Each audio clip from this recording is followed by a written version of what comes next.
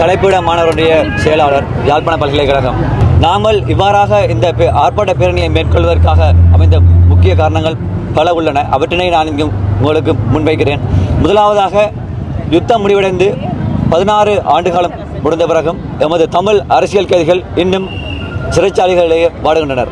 அதாவது தெற்கிலே கொலை கொள்ளை பாரிய குற்றங்களை செய்தவர்களுக்கு ஜனாதிபதி பொது மன்னிப்பு என்ற பெயரில் விடுதலை செய்கிறார்.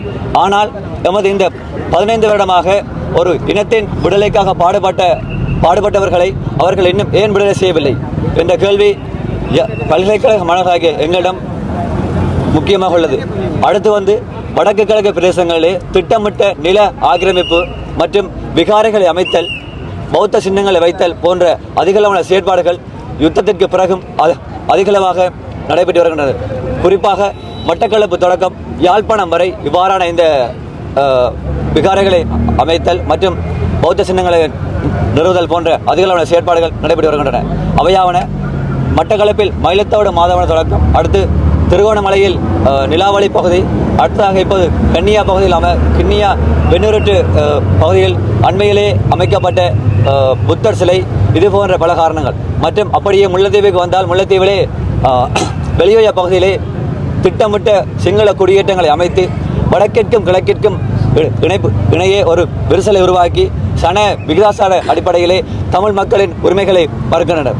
அப்படியே நாங்கள் கிளிநொச்சி யாழ்ப்பாணத்திற்கு வந்தால் யாழ்ப்பாணத்திலே அண்மையிலேயே தையிட்டி விகாரை, இது சட்டவிரோதமாக அமைக்கப்பட்ட விகாரை என்று நீதிமன்ற தீர்ப்புகள் சொன்னாலும் ஆனால் அதை மீறி இராணுவத்தினரின் கட்டுப்பாடுடன் இந்த விகாரையினை அவர்கள் கட்டி முடித்துள்ளனர்.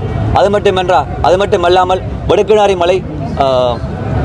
வெடுக்குநாரி மலை மற்றும் முல்லைத்தீவிலே அண்மையிலே கொக்குழாய் பிரதேசத்திலே அமைக்கப்பட்டு கொண்டிருக்கும் சட்டவிரோத விகாரைகள், இது போன்ற இலங்கை அரசாங்கமானது தமிழ் மக்களை ஒரு அடக்கி ஒடுக்குகின்ற செயற்பாடுகளில் மிகவும் தீவிரமாக முன்னெடுக்கின்றது.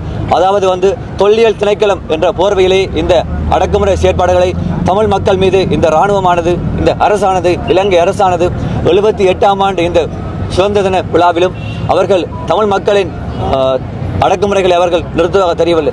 மற்றும் இந்த அரசாங்கமானது அரசினை அமைக்கும் போது அரசு வாக்குறுதிகளாக கூறியது மற்றும் காணாமல் ஆக்கப்பட்ட உறவுகளை அவர்களது தாய்மார்களிடம், தந்தைமார்களிடம், தங்கைகளிடம், பிள்ளைகளிடம் நாங்கள் ஒப்படைப்போம் என்ற.